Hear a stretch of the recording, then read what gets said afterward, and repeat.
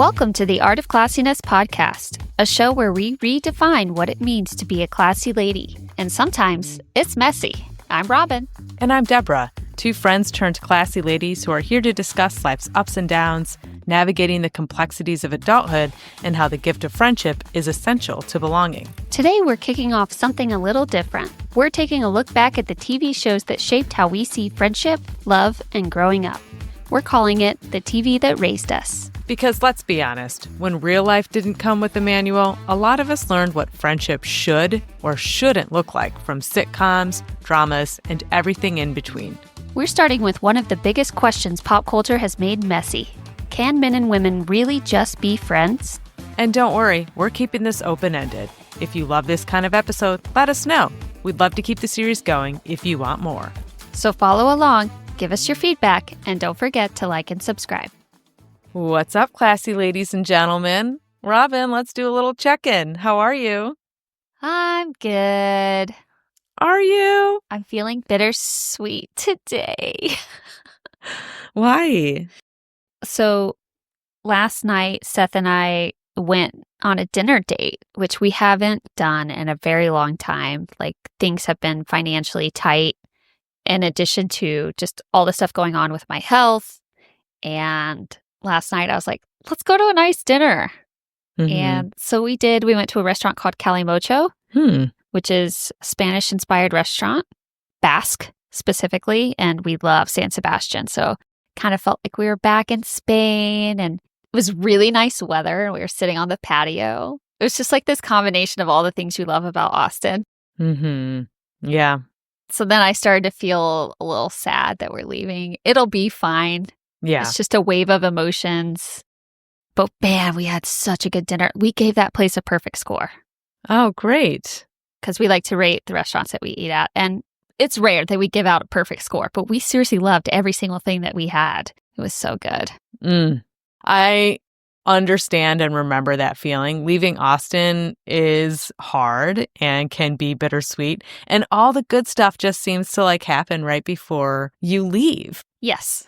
I recall it was probably 5 days before we moved, maybe even sooner than that. And my ex-husband and I took our kids to our favorite easy Mexican restaurant because they have a patio that also has a playground. So we could eat on a picnic table outside and the kids would just play on the playground the whole time. Literally perfect scenario. And we were just having this lovely late lunch on the patio. And two women behind us overheard our conversation and they started talking to us. And, they were like, oh my God, where do you guys live? You live in the neighborhood? We should totally hang out sometime. And we're like, that would be great. We're moving though. And then this literally happened again 10 minutes later. Oh, jeez. Our kid started playing with another couple's kid, and we started talking to them. They're like, oh, what are you guys doing next weekend? We'd love to, get to know you more. We're like, where did all of these friends come from? At the last minute, it was so bittersweet and just a reminder of we're going to do this somewhere else and that's going to be okay. But yeah, it's a hard thing to move a place that you've lived in for so long and a place that you have loved so much. And we're coming back. And you're coming back. That's what I just keep telling myself. Yeah. But yeah, how are you? I'm good. I am fever cleaning my house today. My mom is going to be in town next week to help out. I'm going to be out of town for a few days for work stuff. But my mom is an old school Mexican woman. And it doesn't matter how many times she's like, oh, no, don't worry about, it's fine. She does worry and she does notice and she sees things. And I'll get the can I just show you really quick how I scrub the tub? You got to use this. You got to use the, she'll pull out her favorite cleaner and show me how to do it. And I am 41 years old. And yet every time that my mom is around me, I feel perpetually 17. So just trying to get the house in order in preparation for her to be here. But yeah, other than that, just trying to get all my errands done and prepare for a new week. Exciting stuff. So exciting. This is adulting. This is what we live for now. This is adulting. All right, let's transition to our classy convo today. And we are doing something new called the TV that raised us. If you haven't paid much attention, Robin and I watch a lot of TV, okay? And we have really made a lot of strong connections to the television and film that we consume and how it applies to our friends and relationships in the real world. So we wanted to dive deeper in some of the trends that we see in some of our favorite TV shows. And today we are talking about a very hot topic, one that we've covered before, which is, can men and women really be friends, or did television totally ruin that idea for us? Yeah, I do find that pop culture doesn't just reflect our reality, it shapes our reality. Mm-hmm. So the things that we're exposed to on television from an early age affect how we approach our relationships in real life. And that's why I think it's so important to talk about the differentiation between what's fantasized and what actually happens. Mm-hmm. I found this great stat from the Journal of Media Psychology in 2019. Studies show that repeated exposure to romanticized male and female friendships on TV shapes how young adults perceive opposite sex relationships, often increasing the expectation of eventual romance. I mean, it explains so much about why so many of us struggle to be just friends with someone of the opposite sex without wondering if there's supposed to be more.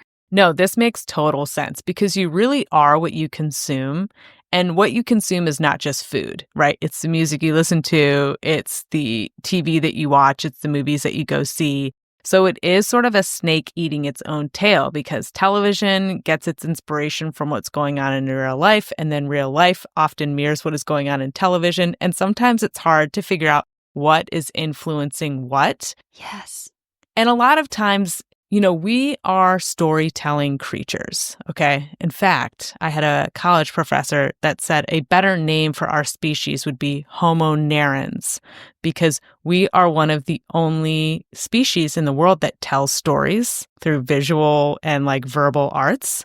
So we tell stories, and sometimes I think that a big reason that we can blur the lines between friends and romance is because it just makes a better story sometimes. If you know what I mean? If you can draw patterns or well, why did he open the door for me? And then he said, I'll call you later when he never calls me. You know what I mean?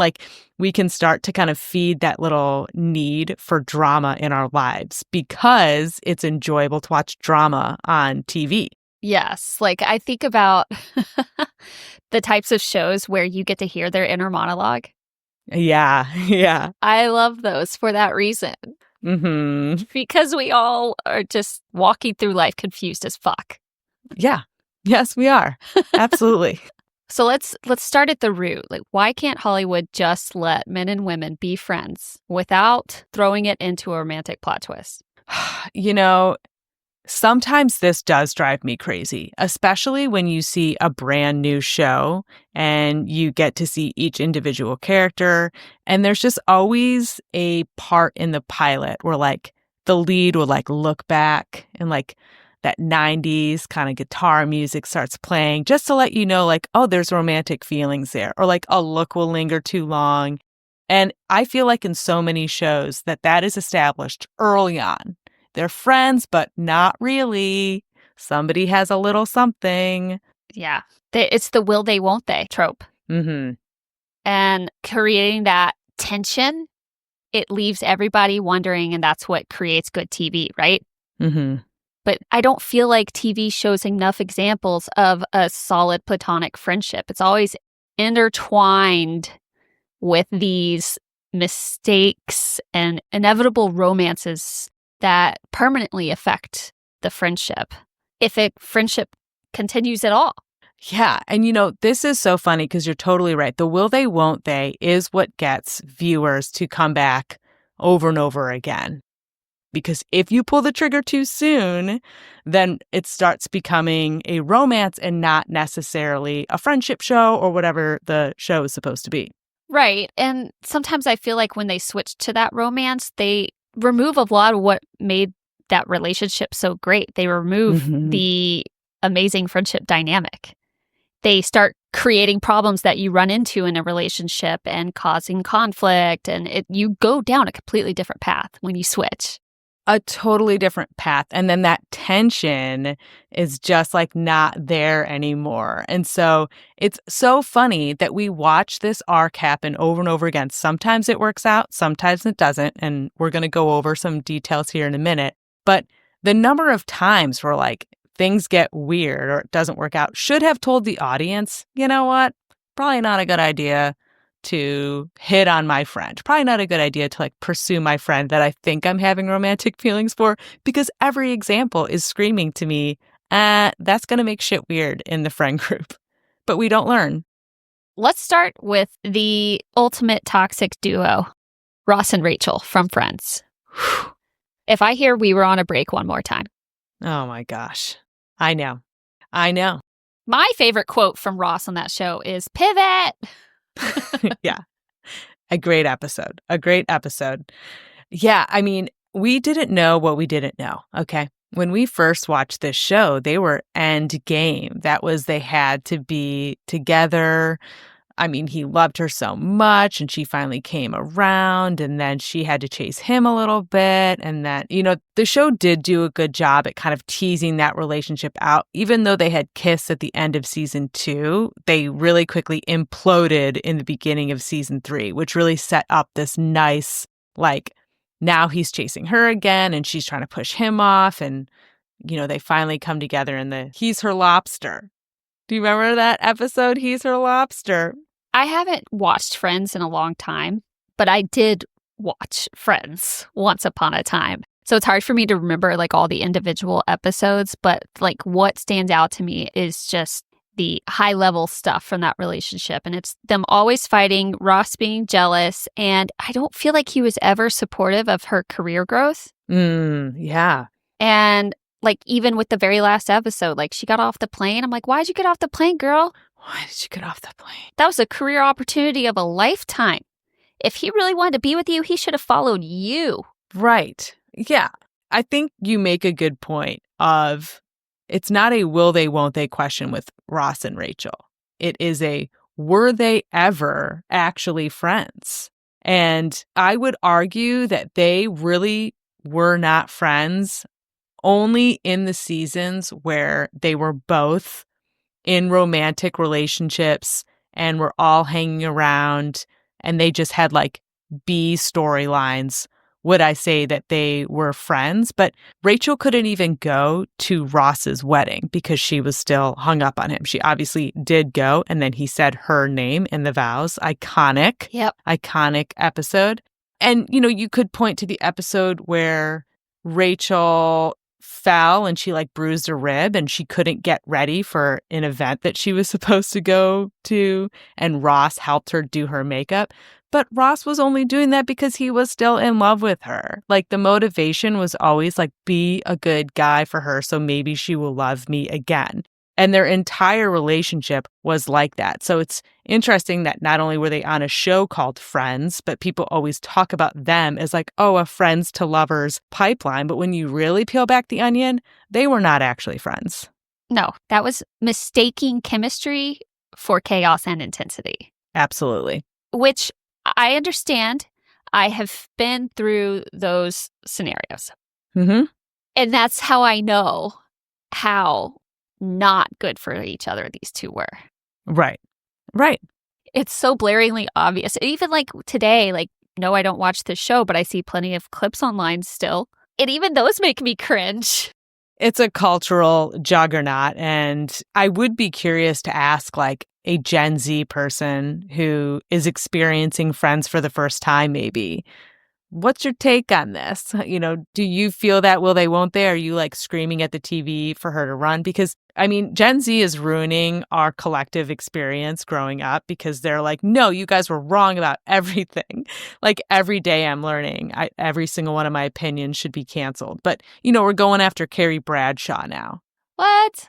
Everyone's like, Carrie was actually the worst. There's full tribute pages to how she was the worst person in the world and totally delusional and how she stalked Big. And it's like, stop rewriting my young adult experiences, okay? I'm sorry that you guys have the gift of online therapy. We didn't have that. when we were growing up. We had to figure shit out the hard way. Yeah. So I would be so curious to know, like, what is Gen Z's initial take of Ross and Rachel? Because now as an adult, an elder millennial, I can say probably toxic and not friends. No, definitely not. Okay, so that's a relationship that was toxic, should have never been together kind of situation. Let's talk about one where maybe they just dated too early. I am a huge New Girl fan. Now, this show I have watched through multiple times, and the Nick and Jess relationship, there's a lot of controversy around whether or not they should have dated as early as they did. And I would say they did date too early, but I feel like that made things better in the end. Because they went too heavy too fast, which how can you not do that when you have a crush on somebody that you live with? You know, things get expedited naturally, right? Yeah. Of course it imploded. But what's really amazing about this particular relationship is that they took time apart from each other and grew on their own. And so that by the time like they formed new love for each other, it was so much more mature and healthier and made sense. They made it make sense. The characters grew. The thing with Friends, like I don't feel like Ross ever grew as a person. No, not at all. Nick actually tried to be responsible. He started running a bar and like making some big career choices. And what are your thoughts? So I have limited thoughts on Nick and Jess because I think I only really watched through season 3, maybe. So I didn't get to see the resurrection of their relationship. I only saw their initial getting together. And I felt like they had more of a friendship foundation than other shows, specifically Friends, that we just talked about. In fact, if I recall, didn't they have like a jar in season 1 where if somebody was hitting on her, they had to put money in the jar? No, it was a jar mostly for Schmidt for saying something inappropriate or stupid. Okay. So I feel like they were all aware, like, okay, there's a lady here, you know, we've got to act right. And it's funny that them living together actually drew them to one another. If I lived with a boy, I feel like romantic feelings would go out the window real quick. I know, especially a boy like Nick. He was so gross. Yeah. And sharing a bathroom with these men, like how there's no way. If you want to lose sexual chemistry with someone, just share a bathroom with them too early. And I feel like I would be like, I'm good on any further thoughts of this. So it is funny. But because of that, I think they did establish a really good foundation, a rapport, a really solid chemistry. From a viewer's perspective, them getting together was always inevitable, but you are right that they probably pulled the trigger too early. But let me ask you this. Did they get together right at the end of the series again, or did you get to see them as a couple for like a good period of time before it ended? They get together at the end of season 6, and then season 7 came out with it's like a 12-episode season. So it's shorter, but I think it's 3 years later. Oh, I like that. So 3 years have passed when they start season 7. And you just see where everyone's at. Like Schmidt and 𝗬𝗂 have a 3-year-old daughter. Jess and Nick have been traveling around Europe because he's on a book tour. Oh. Yeah, he's an author. That's what I mean. Like, he really grew. But one thing I will say is when they weren't dating and Nick was with Reagan, who is Megan Fox. Oh, okay. Yeah, he was dating Reagan. But Reagan, first she wasn't living in LA, but then she did move in. And that's when Nick got really weird because it was starting to be apparent that he was using Jess as his emotional girlfriend. So all the things that you rely on your partner emotionally, Jess was taking that on at she was happy to because she was in love with him. But I think that was something that Reagan wasn't able to provide for him. And he was just subconsciously getting that somewhere else. Uh, And so watching that little triangle, and she became aware of it and it became uncomfortable for her. Like, it was complicated. But I also feel like a lot of stuff that they put in the show does reflect in real life. I was just going to say that. I feel like in another life, I have been in that position where I've stayed friendly with exes, and then you do start to become their emotional dumping ground for their current relationship. And that's uncomfy, but at the same time, you're like, but no, we're just friends. My stance is once you have dated, they are never just friends. I agree. They are friends okay? They are and friends. And friends. And friends. Because you can't unsee a naked man, okay? It's true. You just can't. You can't unsee or unknow some of the things you already know about that person. So it's in addition to that you are still in their life. And that can be really tricky to be that person. And you're like, I know we're just friends and I shouldn't be having these feelings of maybe even jealousy or being uncomfortable or maybe even taken advantage of. So that devil and angel on your shoulder of like, why am I still so much to this person when they are not a love interest of mine anymore? Yeah, that's a great way to put it. Mm-hmm. And that brings us to our next relationship that I'm excited to talk about because this is a great example of a peaceful post-breakup friendship. And that is Anne and Andy from Parks and Rec. Their stuff started messy in season 1. Mm-hmm. But the way they wrote the show, like his character arc with April and Anne's character arc, like they made it so that you kind of forgot that they even ever dated. It's not like they were ever best friends again, but nobody made it weird. And it was able to remain a close-knit kind of friend group where everybody was cool. Yeah, well, I think I actually had forgotten that the two of them even dated. Season 1 is a very different season from the rest of the show, and there's actually a lot of production reason for that. They changed a ton of the writing staff. They changed some of the main characters going into season 2. Season 1 they tried to capture that awkward and often bleak nature of an office environment because it was written and created by the same person who did The Office.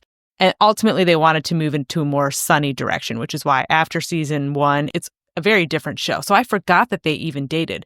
I think a reason that they were able to transition so well into friendly exes is because by the end of their relationship, they were not boyfriend and girlfriend. They were roommates. Anne was his mother and roommates. Yes. And she was actually a caretaker. Yes. And he was a child. Yes. So she had, long before they broke up, stopped seeing him under any romantic or sexual likeness. Totally. So I think that part made it easier. I think in like season 2 is where he's trying to get Anne back, but is also starting to form feelings for April. I think he only thought he was still in love with Anne because of all the wonderful things that she did for him, of how much easier she made his life. Yeah. He's not the only man. Nope. Bender. Who operates that way. Hi, Bender. Yep. Yeah. So I think having those other components where, the breakup becomes kind of something inevitable and you become different people to each other can help that transformation into landing into just being friends. Now, I will say that while they were friendly, I'm actually struggling to remember occasions where they were scene partners. Scene partners?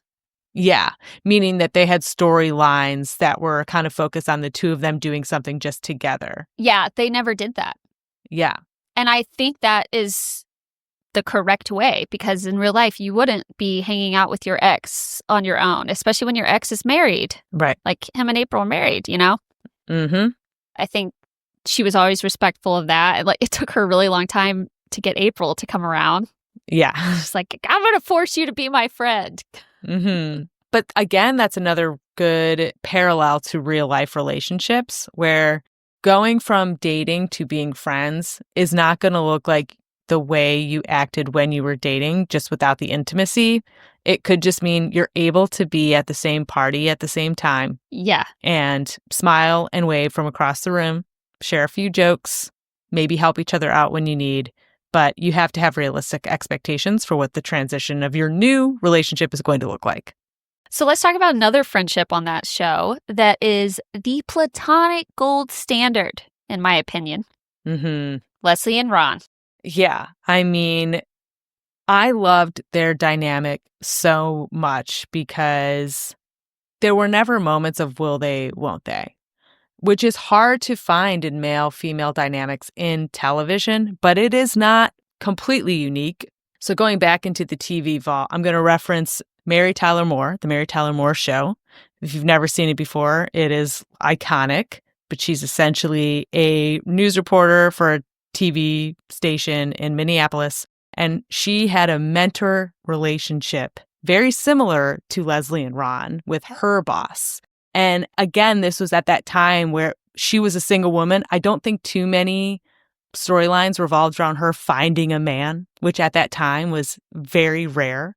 And there was a sense of like, are we going to end this show by them realizing they're in love with each other? And of course, that did not happen, right? Because they had deep respect for each other and it was a platonic relationship. I feel very similarly from that dynamic to where Leslie and Ron were in Parks and Rec, right? It's very clear that she admired Ron and that Ron had a lot of respect for Leslie. And when those things are really deeply rooted, that can just be a steel barrier from preventing anything more from happening. Yeah. Right? Like, it sounds terrible, but if you respect someone so deeply, you might not want to do anything that is going to shatter that facade. And the best way to shatter that facade is by developing romantic feelings for them, you know? True. Well, and they're so polar opposite. And I think that's another reason why it was so easy to make it obvious that they could never be romantic partners. Like, it would be so forced. Yeah. They don't have a single thing in common. Yeah, no, not at all. They're total opposites. But they have the mutual respect and, you know, a deep connection that never veered into romance. And that's what made it great. That's what one of the main points of this series is about, like the male-female friendship dynamic, when it works, how it works, and when it just doesn't. And this is a great example for when it does. Yeah, absolutely. So I think a good real-life takeaway is that opposites can definitely be friends and they can change each other's lives without ever dating. And you know what? I don't think Ron would have found his wife if it hadn't been for Leslie, because he grew emotionally because of the people in that office. Against his will.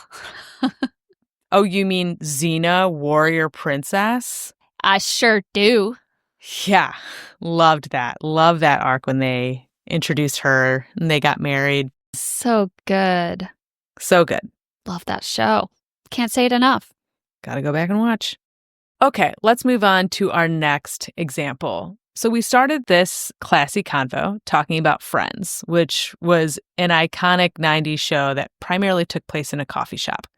This next show said, why are 20-year-olds hanging out in a coffee shop when where they really hang out is at a bar? And we are talking about How I Met Your Mother and all the incestuous relationships and friendships that took place at McLaren's bar. Yes, these guys constantly blurred the lines between friendship and romance. Constantly. And while it made for great TV, it created unrealistic expectations about how friend groups actually function, especially after romantic entanglement. And I remember, even now, I watch that show and I still crave that kind of intimacy with my friends. Like I want to have that banter. Yeah. Even though I know, this is so unrealistic, but that's TV.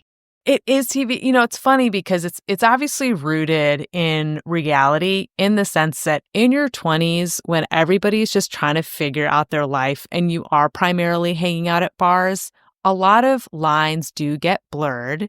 You have friends that hook up, maybe some that date, and there is a lot of pressure to maintain the group status. So I think from that angle, it is realistic because there's such a primal need to keep your village. In your 30s and 40s, you would just cut people out. Okay, you know better. Like, we dated, we are not dating anymore. I'm no longer going to be friends with you. These are my boundaries. In your 20s, you don't know how to set boundaries.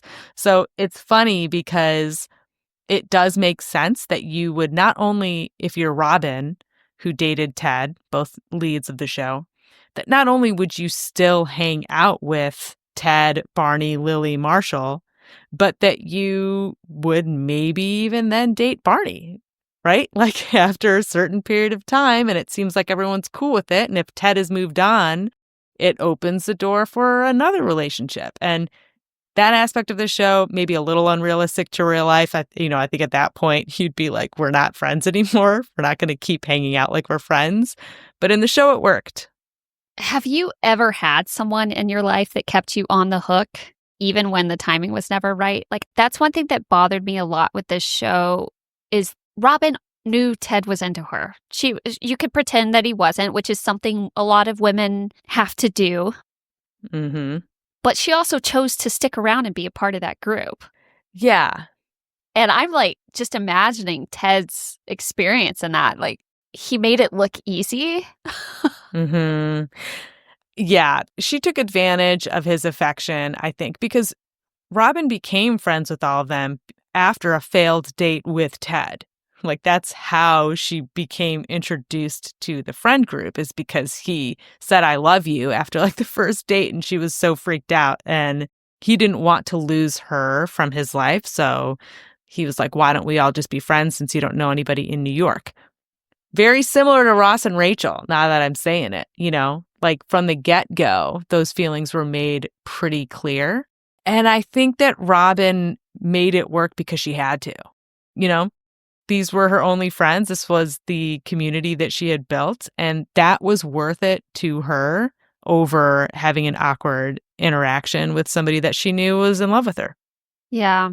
So yeah, you have the complex relationship between Ted and Robin. They did date for a while and broke up because they were at different places in their lives. They wanted different things. Mm-hmm. So, of course, it makes sense for Robin and Barney to start hooking up.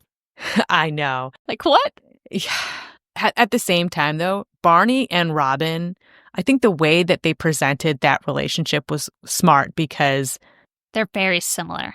They are very similar. They were the same person. She was basically a dude to him for a long time.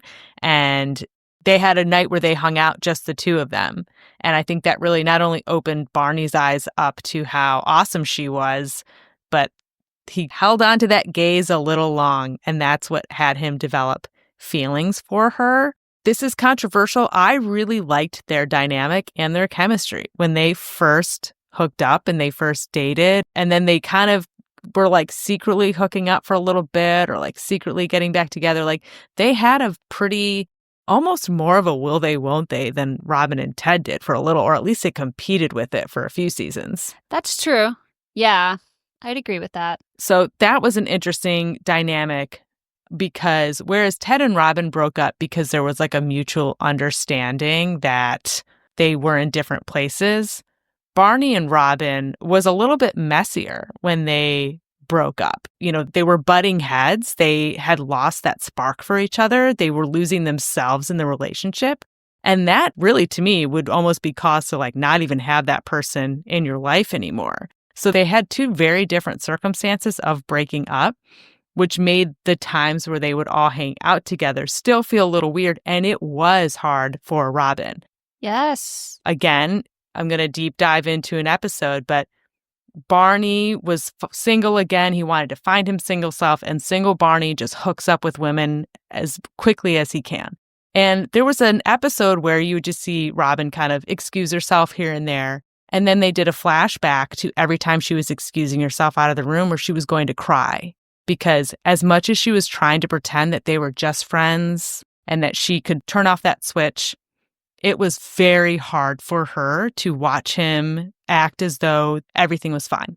So I felt like that was a really realistic portrayal of when you're in that situation of, I'm supposed to act like everything's fine for the betterment of this group, but my feelings are deeply hurt. And let's not forget Ted in all this. Yeah.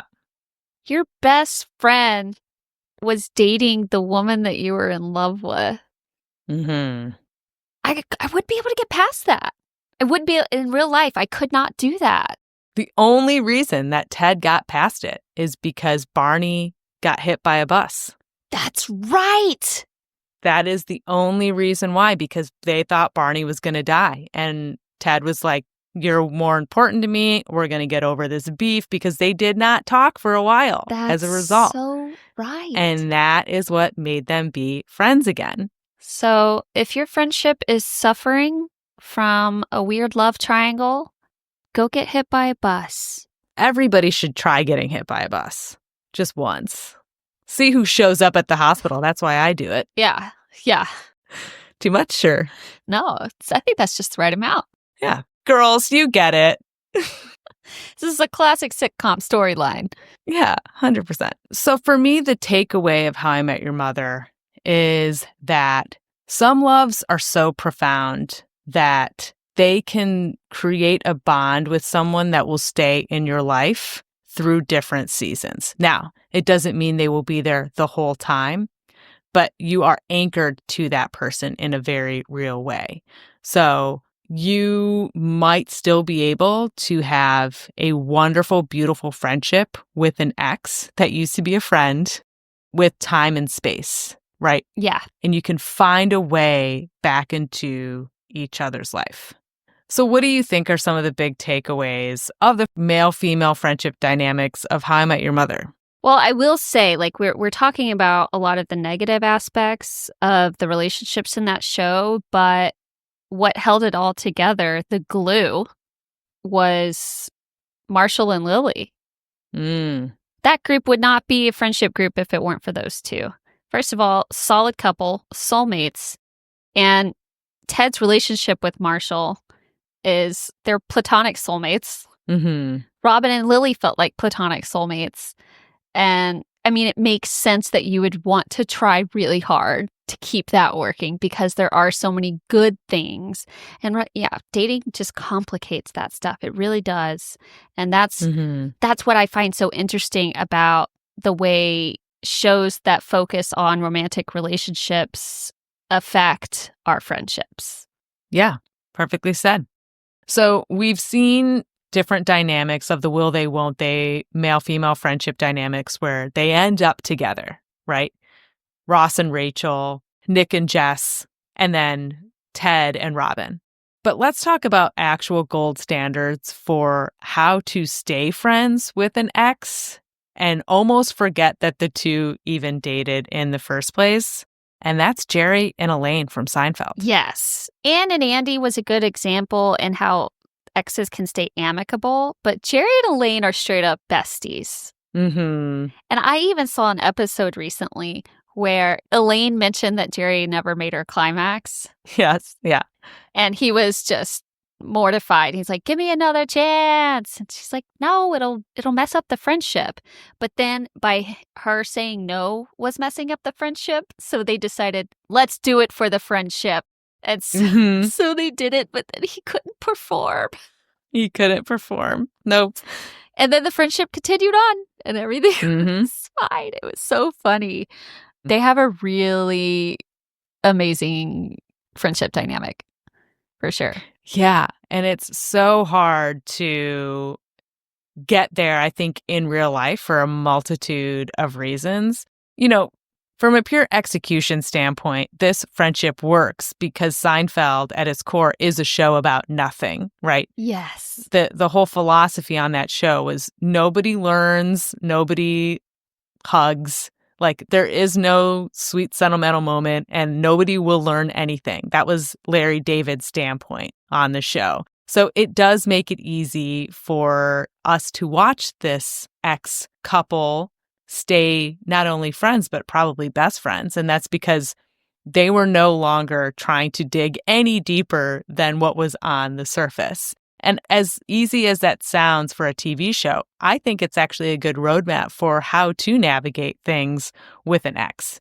Keep things fun, keep it on the surface, don't spend too much time one-on-one together, And don't rehash the past. That's a great piece of advice. Don't rehash the past. Mm-hmm. Think about your future and how you can maintain a healthy friendship with boundaries. Yeah.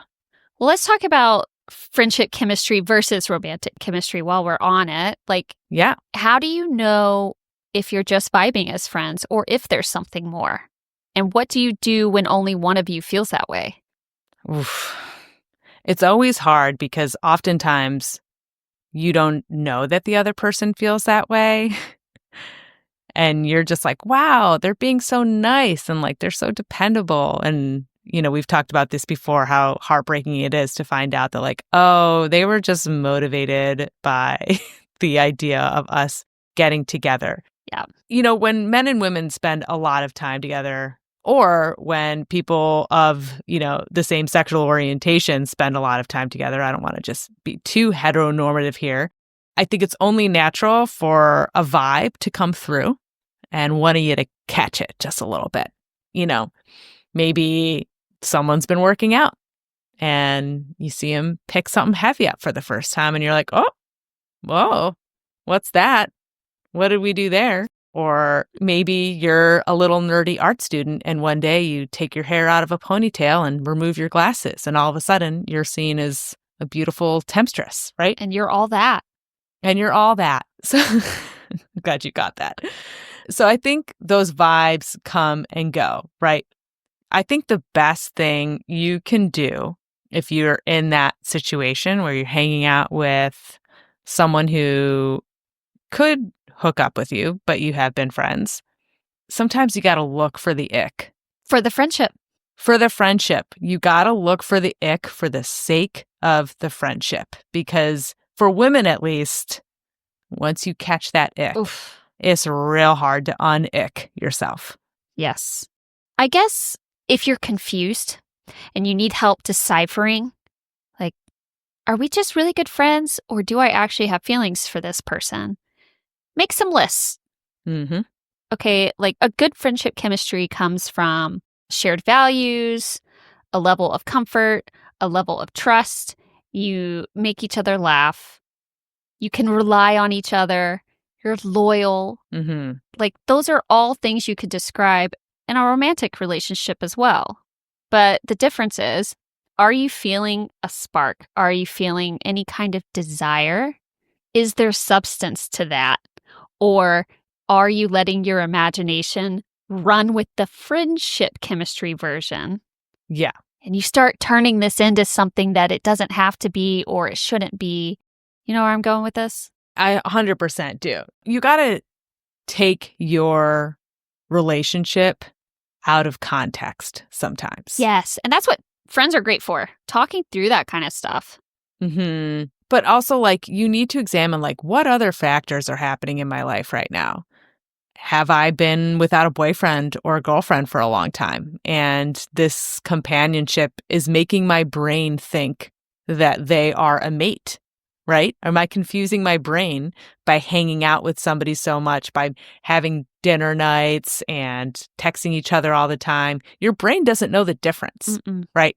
So you might be tricking yourself into there being something more when really you're just going on your default setting of like man, woman, together, lover. Yeah. Like it's just literally on its most basic operating mode. Especially when you throw alcohol into the mix. Mm-hmm. Like I can think of very specific times where, I got out of a serious relationship, I'm getting out again, and there's people who I considered friends who are already there. Get a couple drinks in you, and all of a sudden you're flirting. Mm-hmm. Which is okay if you don't take it beyond that. Mm-hmm. But a lot of times when you do take it beyond that, like you wake up the next day and you're like, oh no. Oh no, what did I do? And especially when we worked in the bar industry, I felt like that happened all the time. All the time. Yeah. Yeah, 100%. I mean, I would watch it happen all around me, Yes. Because you and I were both in relationships. So we didn't, Yes. we weren't in that shitstorm. No. But we got to watch with the popcorn. We got to watch with the popcorn, and you're like, uh-oh, those two are hanging out a lot. Like, where's this going to go? So, yeah, I think you have to take bigger things into consideration. Are you lonely? Have you been concentrating too much time on one person? Have you not spent enough time with your girlfriends? Maybe that one text that you're just going to send that guy friend, that maybe your texts are like heating up a little bit more in velocity, send it to a girlfriend instead, you know? Instead of being like, oh my God, I saw the craziest thing. Just send it to a woman. Just send it to somebody of the same sex, or someone that you know that there's no chance in hell anything's going to happen with. You know, and finally, ladies, you got to ask yourself, am I ovulating? Is this just because my God. my body wants a baby? Yes. For real, though. That is a huge factor. It is. So yeah, if you're in the situation where you feel like you're catching feelings for a friend, evaluate other components of what's going on. Don't just spend time with that person. You know, diversify who you're talking to, who you are hanging out with, and check your ovulation calendar. Those 3 things can really save you from ruining a friendship. And number 4, talk to your girlfriends. Talk to your girlfriends. Mm-hmm. Yeah, have your girlfriends around. Have them help you with the text. Have them literally stand in between you and another person, because it's really hard to make that transition from friends to lovers and back to friends again. Yes, it's damn near impossible. Mm-hmm. If we're being honest. Yeah. There's always a touch of awkwardness. Yeah. Or it's only a matter of time until someone gets their feelings hurt. Yes. Like somebody is going to get clobbered. Yes. So, yeah. Avoid pain at all costs. Easy. It's the easiest thing in life that we can achieve. Yeah, exactly. Okay, let's bring it home. How has TV actually influenced the way we approach our own opposite sex friendships? We've talked a little bit about this throughout the show, but how does this tie into our previous episode on male and female friendships? Like, what still holds up? I feel like one way that TV has influenced the way that I have approached opposite sex friendships is that I have realized that a lot of who I thought were guy friends were just crushes that I wanted to spend as much time with as possible. And you don't see it when you're in it. You only see it when you can watch somebody else do it. And TV is a great way of watching other people's lives. So for me, looking back, I realized like a lot of these people that I'm like, no, he's like my best friend. It's like, no, girl, you're delusional. Yeah. You were obsessed with him. What do you mean he was your best friend? He was not your friend. I would say like one of the main things from our episode on male-female friendships was any of your guy friends, most of the time, they're gonna take the opportunity if it presents itself. And I feel like all the relationship examples we've spoken about today on TV reflect that. Mm-hmm. Yeah, I cannot think of a single example on television where a female was the one to crush on a guy and then tell him, and he said no because we're too good of friends. Yeah. If he said no, it wasn't because of that. Right. He's either not interested. It's never about saving the friendship for a guy. No. And guys, we checked. Yeah. We looked into this. We cannot find a solid example. Yeah. So if you have one, please send it over. Yeah, send it over, artofclassiness@gmail.com. I want to hear about it because I couldn't find any solid examples here. And that's hilarious. That's hilarious. And just backs everything that we've been saying. Yeah. Guys are like, well, let's just try it once and then we'll figure it out. Yeah. You know, we'll just dip our toe in it Yeah. and then we'll see if we could still be friends or not. Let me decide if I want to have sex with you again.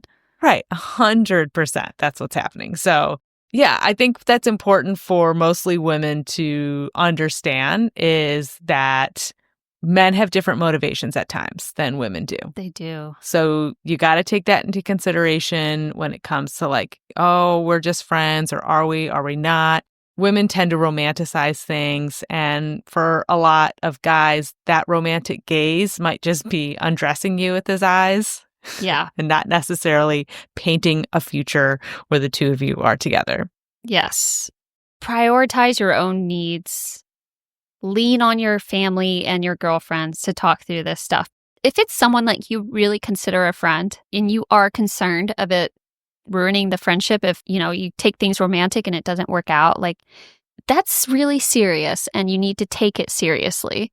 Mm-hmm. You can't just dive into that stuff. No. I mean, you can, but it's reckless and you might lose that friend. So you have to be willing for that to happen. Yeah. And, going back to the question at hand, like, how has TV influenced, the way we approach these friendships? For me, it has encouraged or just given me enough motivation to not want to cross those barriers, Totally. because it's so hard to detangle. And obviously on TV, everything works out, but we know in real life it doesn't. So TV really has kind of shown me, like, you can never go back. It's never going to go back to the way it was if this were to go awry. So if you are in a situation where all of a sudden you start to have a crush on a friend, then I would say you have to be willing to part ways with who you were to each other. Yeah. And I will say one other thing.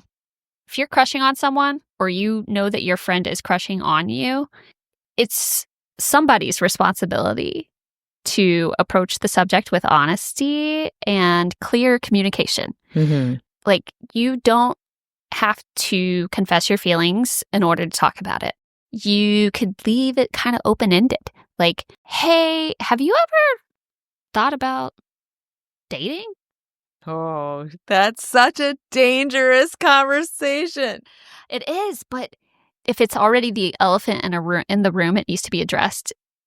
Mm-hmm. Like, what would you do? What would you do if someone in your friend group had feelings for you and you knew it? I can tell you what I have done in the past, and that's I usually try to distance myself a little bit, and I make myself kind of unappealing. See? Right. And that affects the friendship. Mm-hmm. But, like, do they really want to be friends with you? That's my whole thing is like, yeah, could it ruin the friendship? Yeah. So is this person being like, like confessing feelings or maybe even like hitting on me or maybe even just being more physical than I'm comfortable with. So for me, it's like, you've already taken it to a place where it doesn't need to be. And so if I just pull myself away, maybe we can like reset a little bit. It's a good point.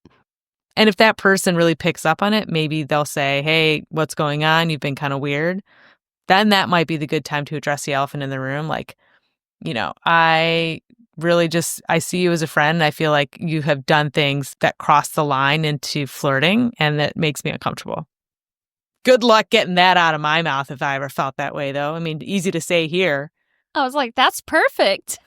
I'm like picturing myself actually saying that to a human. I'm like, oh my God. Yeah, right. You're so right. You're so right. Yeah, it's a tough situation. And maybe we don't have the best advice for what to do in that scenario. I think we have great advice for what to do. Would we actually do it? Probably not.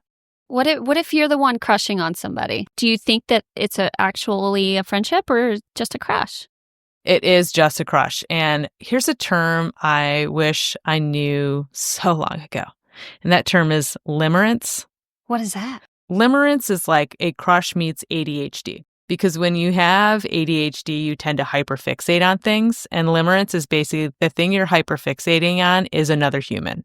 It is what people call like, oh, you just have like a puppy dog crush on this person. But it can actually be really mentally disruptive. You literally can't stop thinking about them. You idolize them. You picture an entire world with them. Like in your mind, you're going to a place where like the two of you are together.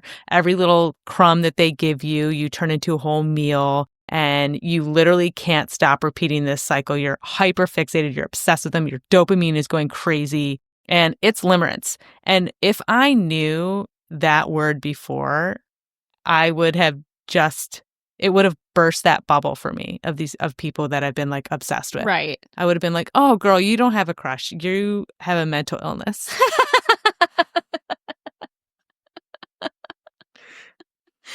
You're just unwell is the thing. You're just unwell. So So if you're like, I would look up that term. I would look up like things you can do to like break those patterns, because it can become an all-consuming thing for some people. And it can also bring on depression, anxiety. Like it's beyond just like, oh, I'm starting to have feelings for this person. Like if it goes into that territory, you really have to like acknowledge it for what it is. And like once I knew what that term was, it really kind of burst bubbles on people that I had felt that way in the past about like, Wow. you're so dumb, girl. You just were like depressed. Like it's so crazy. That's so interesting. Mm-hmm. Mm-hmm. I'm going to have to look into that more. Mm-hmm. Limerence. Okay. So bringing it all home, TV shows like the ones we talked about today are great because they show us examples of things we've experienced in real life, but they also deeply influence the way that we go about our real lives. So if you find yourself in a situation where you're in a co-ed group of friends and all of a sudden you start catching feelings, just remember, it ain't all as pretty as it is in Hollywood, on television, in the movies. There are real consequences for crossing those barriers. And even though Ted and Robin worked out, Ross and Rachel somehow worked out, that doesn't mean that you and your best guy friend are going to work out, okay? So tread lightly in those situations and maybe read a book for a little bit. Okay, now let's transition to our next segment, our class act of the week. This is where we take turns talking about the classiest thing or person, or maybe even parasocial relationship that we have experienced this week and raise our glass to them as a class act. Robin, it's your turn. What is your class act of the week? I'm giving the honor to none other than 𝗵𝗵𝘁. Oh, yes. Love it. And honestly, I purposefully didn't focus on the Leslie-Ben relationship because we've already talked about it so much. Yeah. But this gal embodies true class, warmth, and she just makes friendship look so lovely. Mm-hmm. She just launched a new podcast called Good Hang. I'm obsessed with it. It's so good. Every episode starts with friends of the person she's interviewing joining a Zoom call and talking nicely behind their back. Mm-hmm. And it's so refreshing. It's funny, heartfelt, and it feels like a real celebration of friendship. And I love how that aligns with what we've been preaching on our own podcast. So friendship deserves space, it deserves praise, and it's the center of our lives. And 𝗵𝗵𝘁 is kind of one of my idols. So hearing her express a lot of the same values that I have, it just makes me feel so seen. It makes me I imagine that we could be best friends. It makes me believe that we actually could be best friends. Yeah. The episodes are hilarious. The friendships are real and genuine, and it's definitely worth a listen. So I highly recommend it, but also, 𝗵𝗵𝘁, you are a real class act. And if you're listening, I'd love to be your friend. Thank you. Yeah, have us on. Let's collaborate. Love it. Okay, let's finish with our favorite segment, Class or Crass, where we go over scenarios and we decide, is it classy or is it just crass? This week, turning down a bridesmaid request because you'll know it'll strain your friendship or finances. So here's the scenario. Your friend asks you to be a bridesmaid for her 4-day wedding extravaganza in Bali. You love her, but your bank account and mental health say absolutely not. Classy for knowing your limits or crass for bailing on the big day? Okay, so I have a lot of thoughts and feelings around this because it's not unlike my own wedding scenario. Yeah, do share. First of all, to do a destination wedding is a big deal. The fact that anyone's coming is I would have gratitude for that. Mm-hmm. We discussed not having a wedding party, but it was really important to Seth to have his brothers by his side. So I was like, okay, well, we'll just keep it small. I knew the people I wanted to ask. And down the road, some of them had to pull back. They had to take it back. Mm-hmm. Couldn't even make it to the wedding. because of their financial circumstances. And while it sucked and it hurt, like I never took it personally. I was never mad at them. Mm-hmm. At the end of the day, I just wanted their support, which I knew I had. Yeah. And they were able to watch the wedding virtually, which was great. And I think it's all about the way you approach it. It's not about the saying no or even saying yes and then having to go back on that. It's how you approach it with the bride, especially if it's a relationship that you really value. Like my friends that told me they couldn't make it, like they had personal conversations with me. Like me. Well, but you weren't a bridesmaid. I wasn't a bridesmaid, no, to be clear. But even saying no, being a guest to the wedding was hard to do. And dude, you wrote such a nice email. I could tell, like, it hurt you so much to... It really hurt. It hurt so much to not be able to do that. So it is challenging because, you know, you want to be there for your friends. You want to show your support. You've gone to other people's weddings before. But, you know, once I learned what boundaries meant, I realized that they apply to so many aspects of your life, including financial boundaries. Yeah. And that is not always something I implemented before. I would, you know, be maybe with friends who earned more money than me or just had more of a disposable income. And I, you know, there is this need to like keep up with the Joneses. Like they're all going, I'd be the only one not going. Like I'll just have to find a way to make it work. And you kind of have to get to a point sometimes where you realize like, you know, with the interest rate on my credit card, yes, I could put it on my credit card, but I'm actually going to be paying this at like 1.25% times what it would be. And that's going to be difficult for me to do. So I think it's important to recognize that you have every right to exercise your financial boundaries. So I don't think it's crass to say no, that you can't do it, because when you're a bridesmaid, there are a lot of ceremonial events that you are a part of. There's a bachelorette party, there's a bridal shower, and then you get them a wedding gift at the wedding itself. And then you're buying the clothes, the hair, the makeup, the travel. Like it is a huge ask for someone to be able to execute that in a wedding in town, let alone a destination wedding. Yeah, totally. And I didn't even do a bridal shower because I already felt so much guilt about like, we're already asking people to travel across the world here. I don't need presents. I don't need extra gifts outside of whatever wedding gifts we might receive. I don't know. Yeah, I think for bridal showers are great when you are young and you just bought a home and you're just starting out, right? Yeah, help me get some dishes and towels in my home. Right. When you get older and you have those things, you know, especially throwing the destination wedding part of it. Yeah, I totally agree. Like it's a lot to ask of people. It felt you know, icky to me. But anyway, I digress. I don't think it's crass at all to turn down that request. It is classy to know your limits. It's classy to set boundaries. It's just about how you go about it. Yeah. That's what makes it classy. How are you going about it? I would say the way to handle this with class is to not accept the invitation right away. When someone says, "Will you be my bridesmaid?" it is a question that you get to answer. Okay? It's not, "Hey, you're a bridesmaid, just so you know." They're asking you to do it. And so if you, in that moment, are unsure, or maybe even after it happens, something happens in your life that prevents you from being able to fulfill those duties, early and often, you need to be having those conversations. You know, yes. Hey, I'm so grateful that you want me to stand up next to you on this most special day.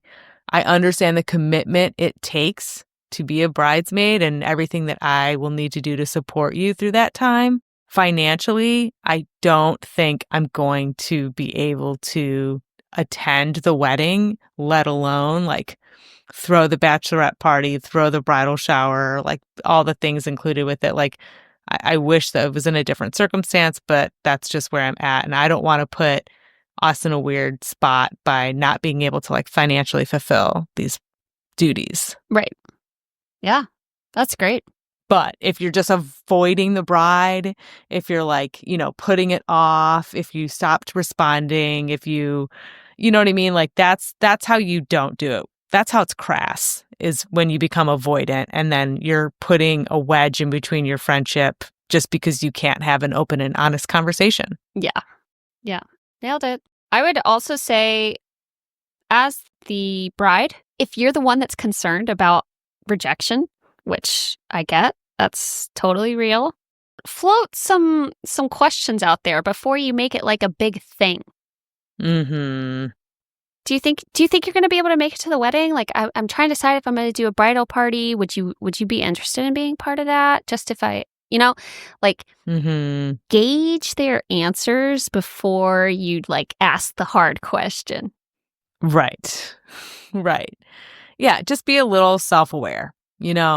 Is your friend like living in a studio apartment and has like a $60,000 a year income? Yeah. Is it really fair to put them in that position to ask them to go? Like, no.